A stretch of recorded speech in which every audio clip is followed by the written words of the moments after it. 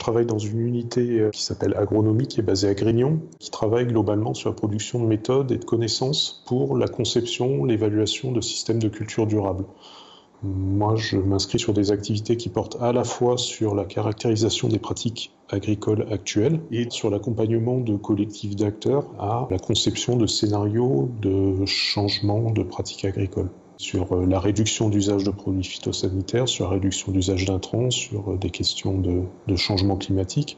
Par exemple, j'interviens sur les aires d'alimentation de captage d'eau potable pour limiter les pollutions diffuses d'origine agricole, dans des approches participatives.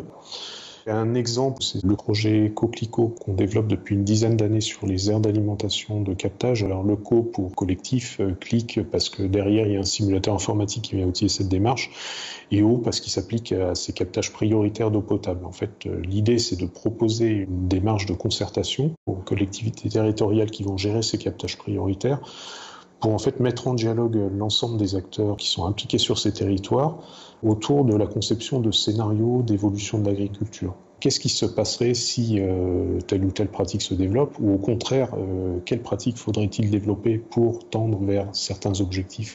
Du coup, à partir de ces scénarios comme base de discussion, définir des actions à mettre en œuvre pour qu'en fait ce futur imaginé collectivement arrive à se concrétiser. Donc ce projet, on l'a développé sur pas loin d'une vingtaine de territoires là, depuis une petite dizaine d'années. Donc ça nous a permis de faire évoluer progressivement cette démarche. Qu'est-ce qui a bien marché, qu'est-ce qui a moins bien marché? C'est une application web qui permet du coup de simuler ces scénarios imaginés par les acteurs. Donc, ce projet il a été financé depuis le départ par le plan Éco-Phyto qui vise une réduction d'usage de produits phytosanitaires. On est en interaction étroite avec le ministère en charge de l'écologie et l'Office français de la biodiversité. Et ça peut les alimenter dans leur réflexion sur les politiques publiques mises en œuvre. Parce que quand on parle de faire évoluer l'agriculture, ça ne concerne pas que les agriculteurs, mais ça implique aussi d'avoir autour d'autres acteurs qui peuvent être les coopératives, qui peuvent être les consommateurs, qui vont aussi de leur côté pouvoir changer des choses qui rendent possibles ces changements dans les pratiques agricoles. Derrière, il y a des intérêts personnels qui peuvent être divergents. L'enjeu, c'est d'arriver à faire dialoguer ces personnes. Et nous, en tant qu'équipe de recherche dans ces discussions, on n'apporte pas forcément de solutions qui seraient à généraliser. On apporte plutôt des outils pour calculer des indicateurs, par exemple, mais aussi des outils pour dialoguer collectivement, qui vont faire que chacun va vraiment exprimer ce qui est important pour lui et qu'au final, le collectif arrive à identifier ce vers quoi il veut aller.